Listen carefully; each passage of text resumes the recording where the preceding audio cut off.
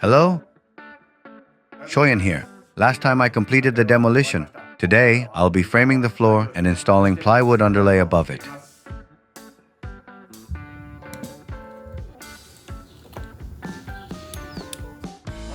The first thing is the height of the floor. Since all the thresholds remain, I'd like to level the floor roughly at this blue line. The foundation was built 40 years ago, so the concrete has not been used throughout. There are cracks, as you can see here, and here as well. Modern foundations are sturdy, but this is not. So it has sunk like this. This place was a rice field.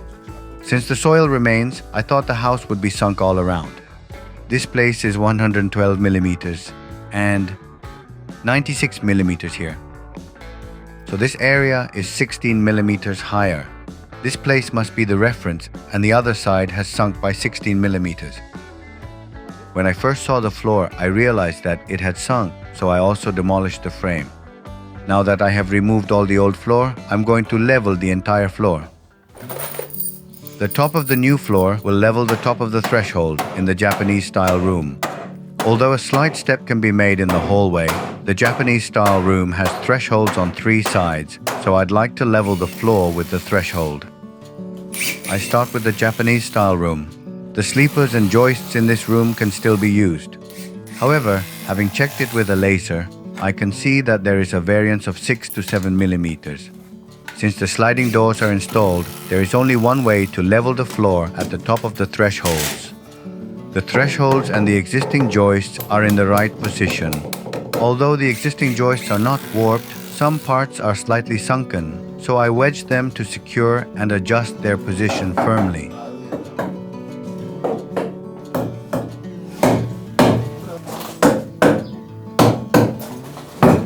I will reuse the post in the Japanese-style room. I can tell if they are floating or working by hammering them. I first confirm whether the joists are straight. Then, I wedge only the part between the post and sleeper where it has dropped down to adjust the height.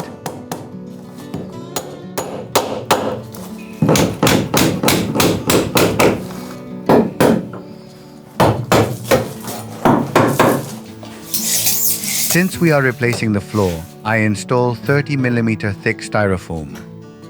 Our house had no insulation on the floor, ceiling and walls, so drafts could enter the room, and it was cold. I want to install as much insulation around the house as possible.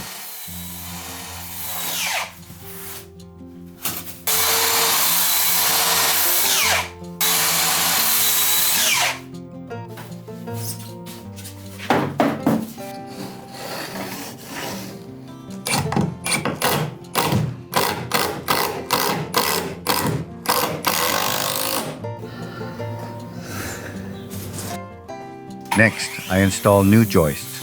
The lumber I'm using is called nobuchi, generally used for ceiling frames. I only remove 2 millimeters of the thickness. The joists will be slightly higher than the threshold if I install them as they are. So I planed only one side of the joists using the planer and jointer before installing them. I cut the styrofoam first when installing the joist. The size matches the position of the plywood underlace joints, for example, 300 millimeters. After cutting, I will install the joists by sandwiching the styrofoam. That way, the joists will fit properly. However, there is also a downside to fitting the styrofoam tightly. If the joists are warped, the styrofoam and the joist may make a low sound. But the insulation works better if it is properly fitted.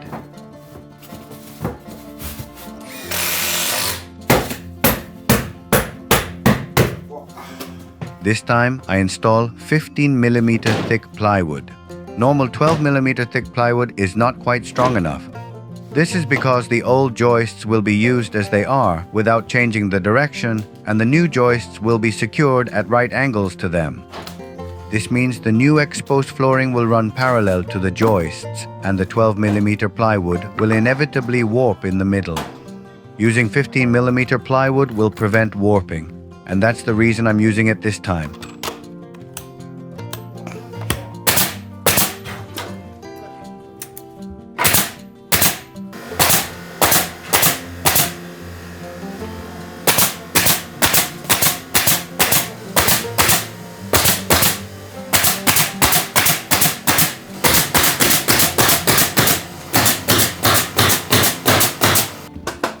Next, I work in the dining kitchen. The sleeper in the kitchen will be reused. It is dirty, warped, and a bit unsightly, but once planed, the quality is the same as a new one. In fact, it has become stronger than new wood because it's not rotten at all. I also wanted to reuse the old joists, but it would be tough to replane them, so I took the plunge and threw them away. In the end, only 4 of the sleepers are reused.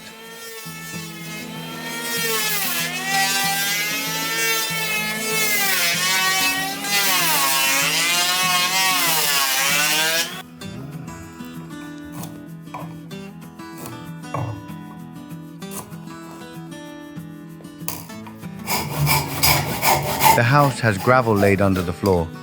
The wood hasn't become damp because of the thick layer of gravel, but the anchor bolts have rusted more than I expected. Anchor bolts rust easily if the humidity is high in the crawl space. The old plating for anchor bolts wasn't of good quality, so it's no wonder they rusted.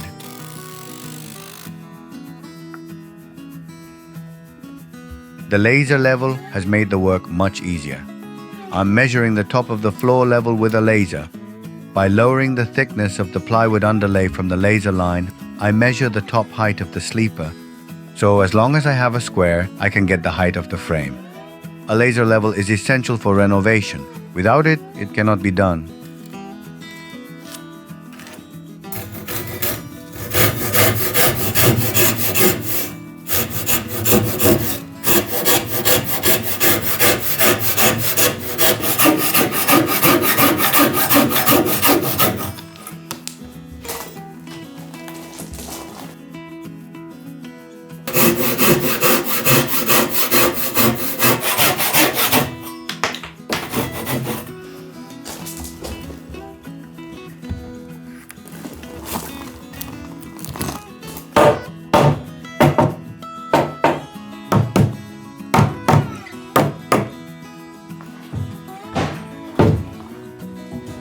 The replaned sleeper is now in its original position. It may have become stiffer and stronger than before.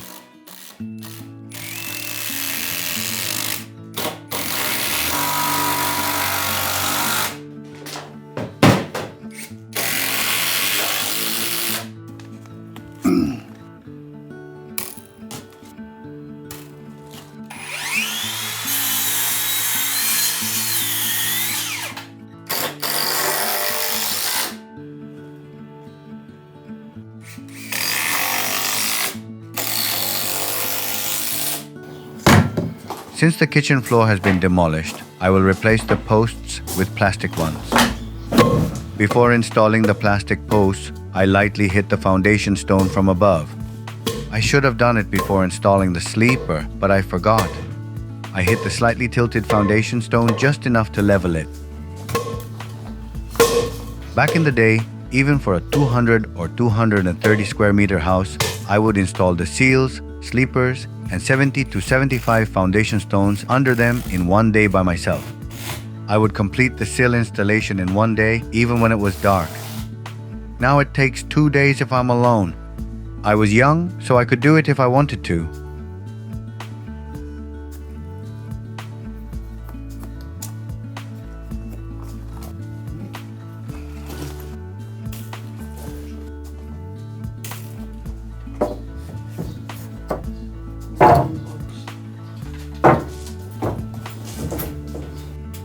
This house has been preserved without renovation, but we have been plagued by leaking water pipes. We have had 3 leaks in the past. The pipes are fine, but the PVC fittings were poor quality and they leaked. It cannot be helped because the quality was not good 40 years ago. We have now replaced almost all the pipes in the house with new ones, so I think it won't leak for a while.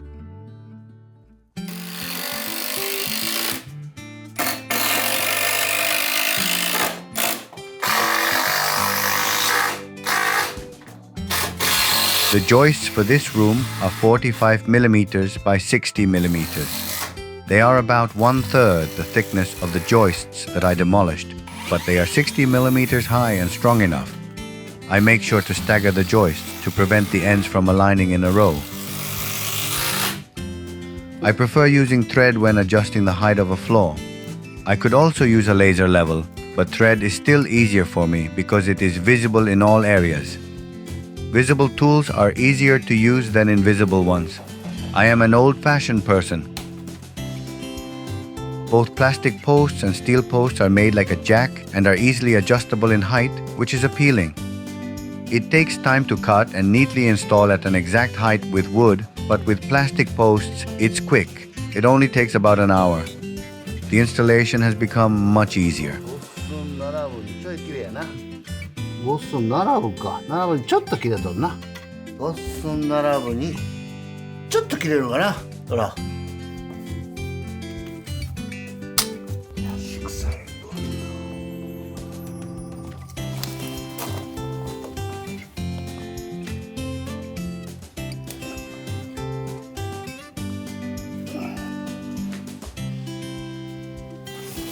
I install a different insulation in the kitchen, not styrofoam. This insulation is sized to fit properly when the joists are spaced 300 millimeters apart. I've secured thin furring strips between the sleepers. Otherwise, if the joint is in the middle, the insulation will fall off when the sleepers loosen. So I first secured the furring strips from the back as a support and installed the insulation.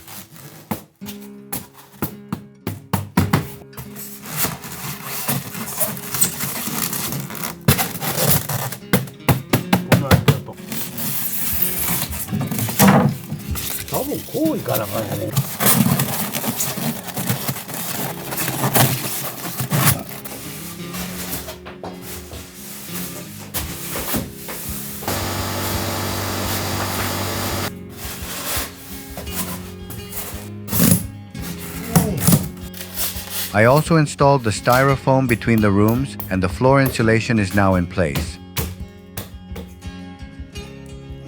Next, I spray urethane foam between the styrofoam and the walls where possible. This will fill the gaps. However, I can't fill the cracks in the mud plaster wall. I don't think it's about simply filling every gap you find.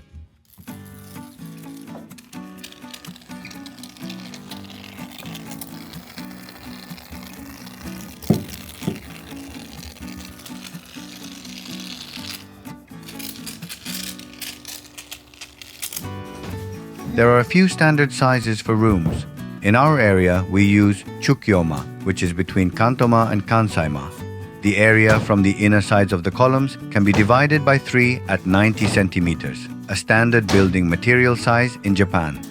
So, the plywood fits the inner side of the columns. It's easy to install.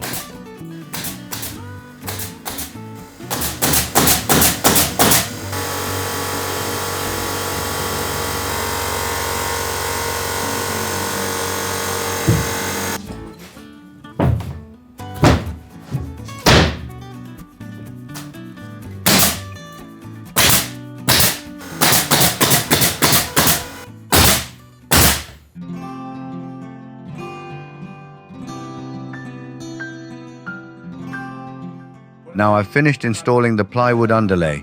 The flooring is now ready to install. Since the flooring won't fit in this corner, I'll install the window frames first and then lay the flooring next time. That's all for today. Thanks for watching.